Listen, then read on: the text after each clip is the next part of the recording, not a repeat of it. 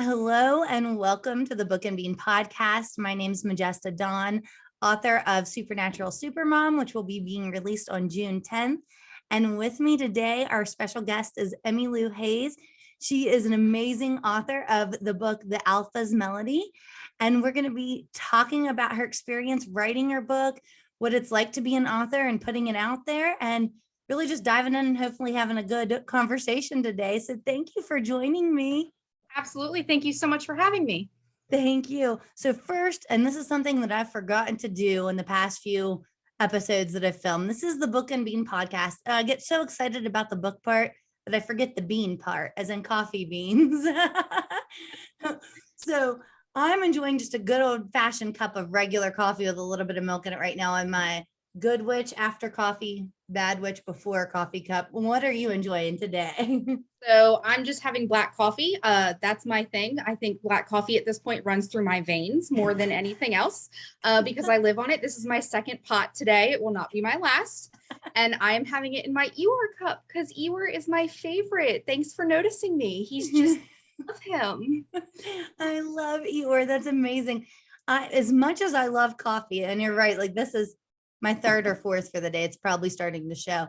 I can't do black coffee. I have to have at least just the tiniest bit of milk in it. I used to be that way. And then I don't know what happened. I think one day I didn't have it and I drank a cup without it. And I just started weeding myself down off of it.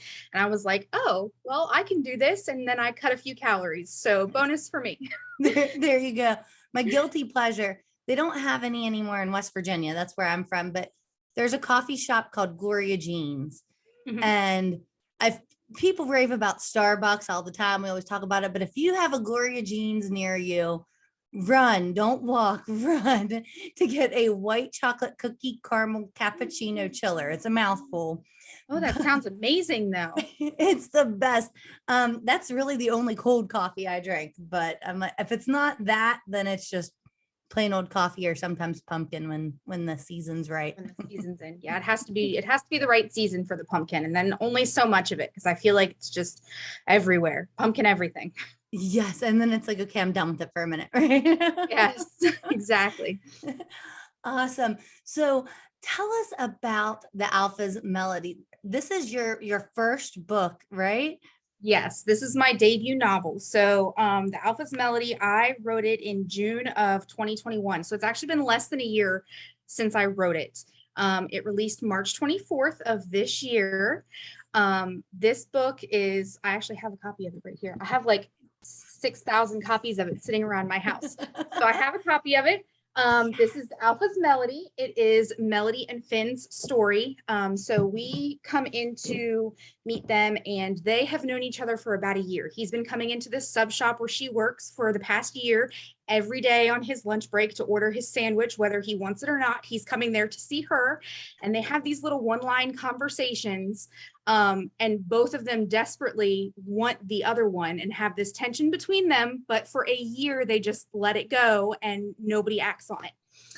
So he finally asks her out on a date and she agrees to go with him. And then our big twist is that's on like a Wednesday. On Friday, before they're due to meet for their date the following week, she goes to a BDSM club with her best friend for her birthday and runs into him at this club. So that's where their whole relationship starts. And she runs into him at this club and is like, what are you doing here? I cannot believe it. So that's how they meet. That is epic. Can you, right before you go on that first date, running into the guy you're going on a date with in a BDSM shop? I love it. She knows she's about to have a good time, right? Yes. Both of them are completely caught off guard. He can't believe she's there. She can't believe that, she's stumbled across the fact that he's there when she's been wanting to experiment with this and everything. And she's already agreed to go on this date with him. So he's like, well, let's make our first date tonight. There we go. And I guess that's where it starts to get spicy, right? It is. Yes, it does get spicy very early on in the book. It is definitely a spicy romance book. All of the books in this series are. So definitely a warning for that. Don't go into this thinking that it's fade to black, because it most certainly is not. I love it. So, and that's something I want to talk to you about as well, is Well, we'll back up and touch on a couple things. First of all, the release date, March 24th, is an excellent day. That's my birthday. So I'm going to celebrate that right So there. it came out on your birthday. That's awesome. Yes. But the other thing is in your author bio, I noticed that it said you're a mom to three, myself too, and you met your husband while you were working at a local sandwich shop at college.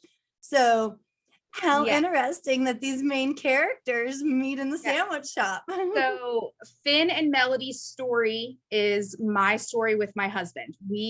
I worked at a sandwich shop. He is a police officer. Finn is a police officer. He came in every single day on the lunch shift while I was there for a year. Every day for a year, he came in and he talked to me and ordered his sandwich from me. And I saw him every day so desperately. I wanted him to ask me out. So I was able to put all of that emotion into Melody's reaction to having him finally ask him out. So I do have to disappoint. We did not run into each other in a BDSM club. Oh, that's what I was hoping. That's what I was waiting for. No, I will tell you though, in my research for this book, so all of my books focus on BDSM, and I wanted to make sure that I did it properly and correctly, showed all of the community and knew how things worked. So since I started writing this book in my research, we have now been to one. We went to one, to a class, and we have gotten involved in that community as far as me being able to speak with people who are involved in it to get feedback from them on how, they actually do these scenes and what the rules are and how everybody actually interacts with each other. That way I could make sure the book was as accurate as possible. I didn't want people in the community to be reading the book and go, well, that's not how it happens at all. Yes, that's amazing that you had the chance to do that research, to reach out there and talk to people who are in the community and really make it. I mean, it just makes the books that much more realistic, relatable, right? That was my goal, yes. And we had a blast doing it. I mean, what's better than researching sex and BDSM, right? Your husband's like, yes, I'm so glad you chose to be an author, honey. I know. Now everybody that I know who knows us, who's read this book, is like, this book is about you guys. And they're like, it's not even fiction. I'm like, it's fiction. It really is. It's fiction. It's made up. So there are things, but I don't know. This is not a spoiler. He's a werewolf. Everybody knows it's a shifter romance. So whenever anybody tells me that that it's not fiction, that it's based on us, I'm always like, no, that's not true. My husband's not a werewolf. He doesn't. We're safe at full moons, right? Like we're good to Absolutely. So I love that he is a werewolf in the book. I love all things paranormal and shifter. And my book is Supernatural Supermom. She's a witch. And it's same thing. It's geared around our family, like even down to her kids' names are Vivian, Henry, and Daisy. My kids are Veronica, Hugh, and Daphne. Like it's just same letters, right? And for me, it is very much a fade to black when Maggie's referencing her husband Brent in the book. Like the kids are asleep and fade to black, because it was so vulnerable. Like I was like, I feel like I'm letting people have a peek inside our bedroom. If I take it any bit further, it was a little bit nerve-wracking. And I would love to try to start to explore writing that kind of material, but I'll be completely honest, I wimped out is what I did. So how did it feel knowing that this book, these characters mirror you guys so much? Was your husband like, yes, when you talk him up like in the book? So I have a Discord server full of friends who jokingly call my husband Finn, because they have read the book and they have heard me talk about my husband, and they know how much like it mirrors us. This character, this was my first book, and as authors, we write what we know. So just like with you mirroring, your kids' names, you write what you know, you write the emotion that the experiences that you've been through. That's the easiest thing to write. And it makes it, in my opinion, better because you're putting in all of that emotion into it. So as I'm writing this, and then once my release date's getting closer and I'm thinking, oh my gosh, now I have to write the author bio. And then I put that little line in there about meeting in the sub shop, because I want that little teaser, because it's a good conversation starter. People are like, so tell me about Melody and Finn and you and your husband. And I'm like, yeah, it's our story.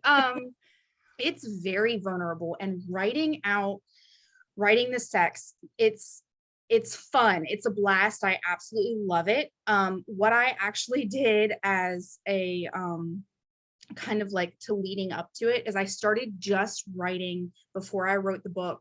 And then after I finished the Alpha's Melody, before I wrote the subsequent books in the series, I just wrote sex scenes.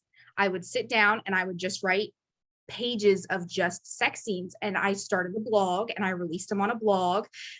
Every Friday I would release a new one, and I would start getting people to come and give me feedback on those to kind of see how people felt about it, to ease myself into actually having this book out there with these scenes in it.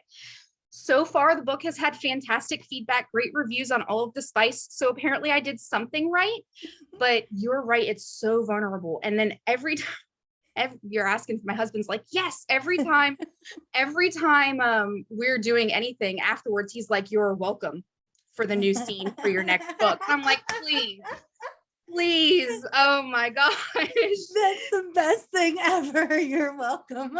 Yes, I'll be your inspiration, honey. Always. He's like, you are welcome for that scene. And I'm like, thank you, hon. Thanks for that. I absolutely love it. Well, and it's one of those things that, I feel like for a while, I think Book Talk's been amazing for spicy books. Like, I've always read spicy books.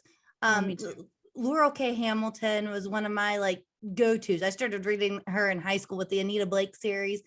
I've always loved like spicy books, but it was like, hide the cover, right? Don't let anybody see what you're reading.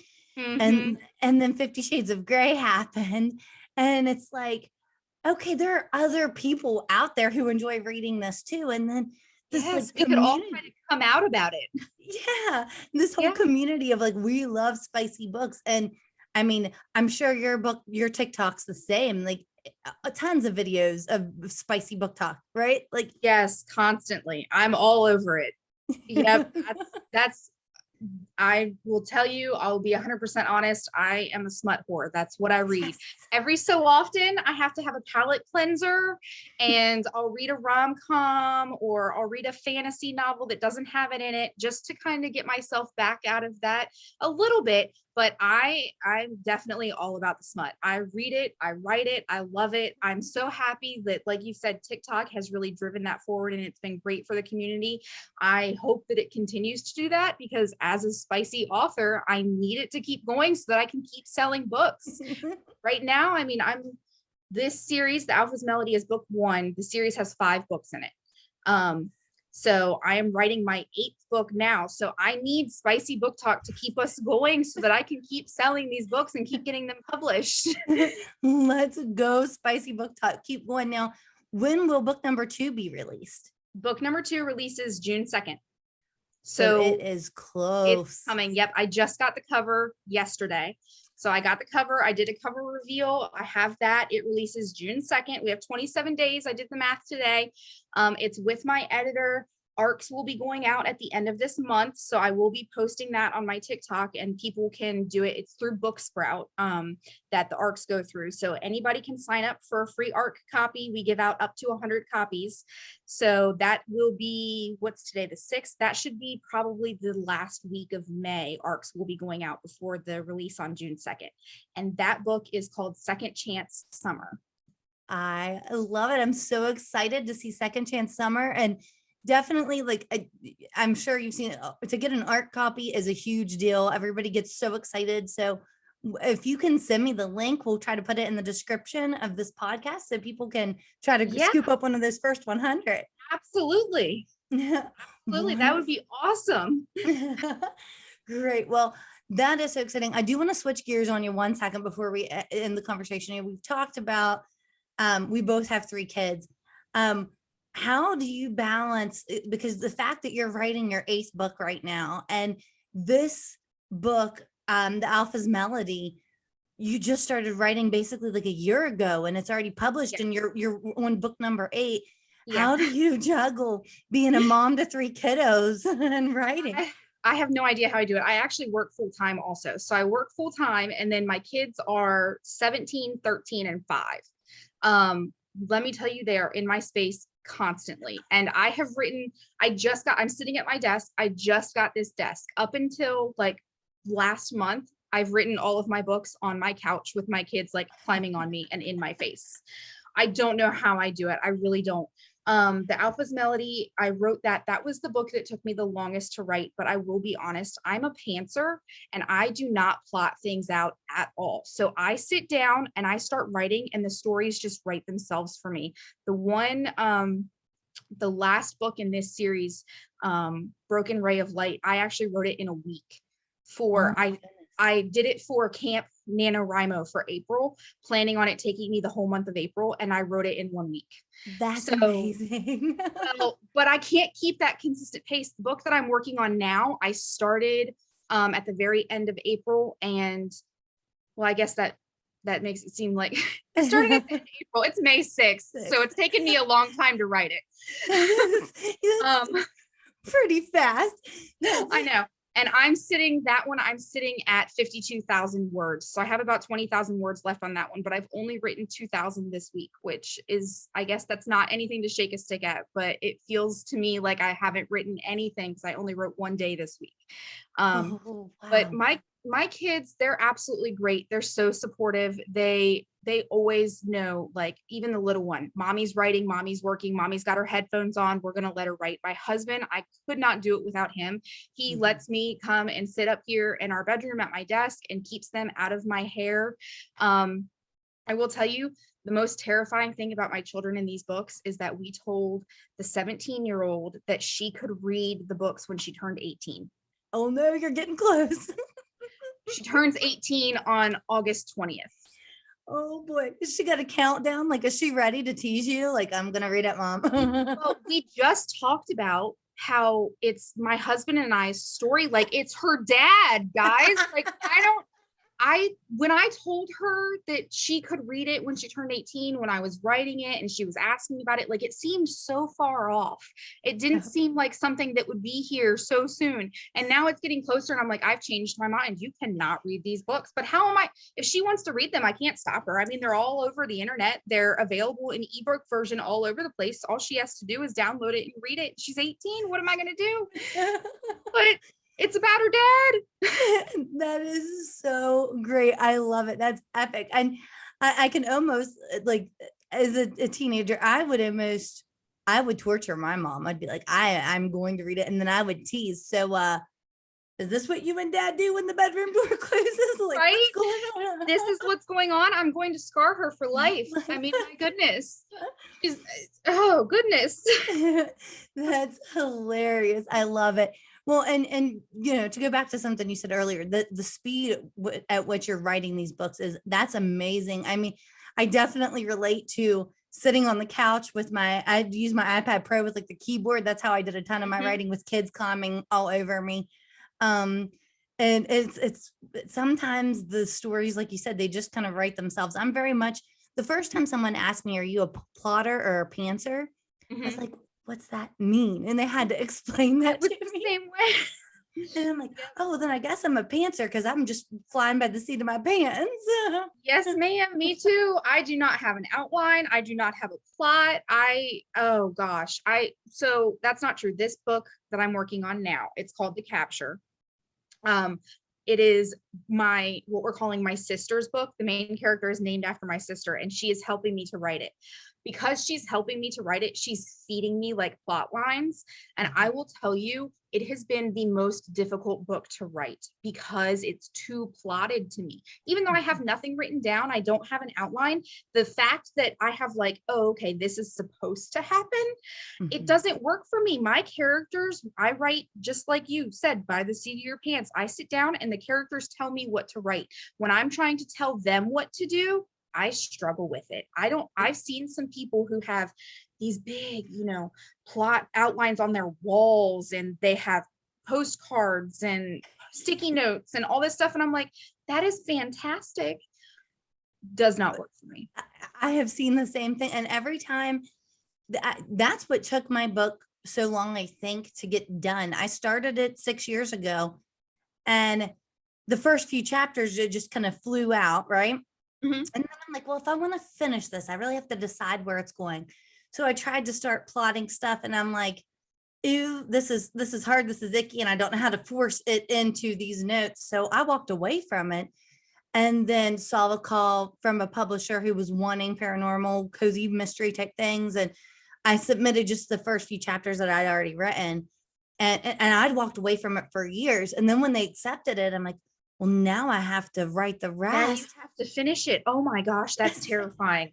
But I threw the post-its out. I'm like, forget it. I'm just gonna sit, and because that fear forced me to just sit down and type. And it came out so much easier than trying to sit there and plot. It just that Mhm. just made me want to not write.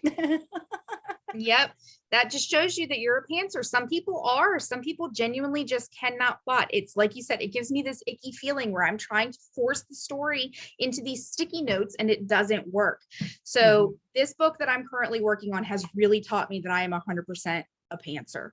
And it's been a wild ride trying to plot it. It's an icky feeling. That's so awesome though, that your sister is like kind of being your inspiration for this Yeah, character. she is. Yep. The main character is named after her, and she's coming up with all these plot lines and feeding me things, and is like, oh, this should happen between the characters next, and this should happen here. And so it's been absolutely a blast to write this book with her.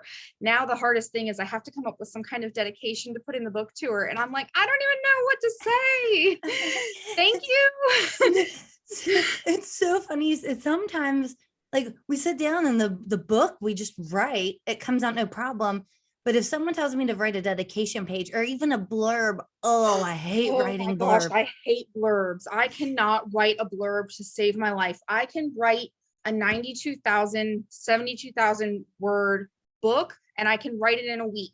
You want me to give you a blurb? The publisher wants me to give them a blurb when I submit the books to them, and I can't tell you what my book is about.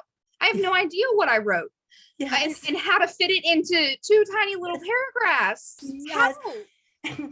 I literally told my publisher, I'm like, here's all the information about me. You've read the book.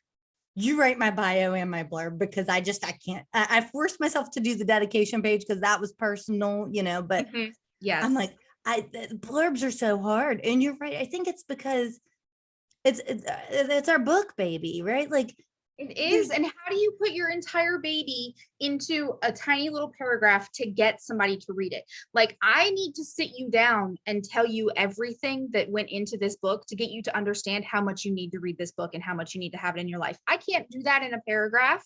exactly. That's what it's impossible. It really is. And it's like the parts of my book that are my favorite are like some of the tiniest details or funny jokes or things like that that really aren't what the book's about. But I'm like, but that part needs to be in there because that was really funny. Yes, there are so many parts that like I'm writing and I'm laughing as I'm doing it. Or like there's in the Alpha's Melody, so there's a part where she asks Finn what his name is, and he's a police officer and he's in a uniform, and he points to his name tag, and she's like, well, I have no idea how to pronounce that. He has this ridiculously hard to pronounce Irish last name that is not pronounced the way it is. And all of that, like, I'm like, you cannot cut this. This is real life. This happened. This is how my husband and I met. This exact line, like he said to me and pointed at his chest. I'm like, I need to be able to explain that to everybody so that they get it. I can't condense my book down for you. It's so difficult. It is. It really is. It's it's a blast to get to do these things and to share and to write and yeah, the hard parts like the condensing, and that's the struggle for sure, the blurbs. Mhm. Well, thank you so much for taking the time to chat with us. Emmy Lou Hayes, everybody, remind everybody where I know the Alpha's Melody is on Amazon. I'm going to post the links to that. We're all going to be on the lookout for the rest of the books in your series. Where would you like people to follow you and to get updates about your upcoming work? Yep, absolutely. So I actually have a website, emmylouhayes.com, where you can get all the information, and that has links to my Facebook, Twitter, Instagram, TikTok. I'm on all the things. So the Alpha's Melody is available on Amazon, Kindle, and paperback. It's also available at Barnes & Noble for Nook, Kobo, Apple Books. It's available wide, so all the places. If you just type it into Google, it comes up and tells you. It's so fun to actually be on Google. It's out there. And then book 2 in the series, Second Chance Summer, is going to be releasing June 2nd, and that's going to be available wide as well. So I just did a cover reveal for that yesterday. You can find that on all of my social media. And then soon I am going to be having the dreaded blurb. That's going to be available for you guys for book 2 as well, probably within the next couple of weeks. And then I will have ARCs available. We're going to be giving out 100 ARC copies of Second Chance Summer at the end of May before it releases on June 2nd. Wonderful. Well, thank you so much. We are looking forward to reading Second Chance Summer, the Alpha's Melody. We're so excited. And everybody make sure you stay reading.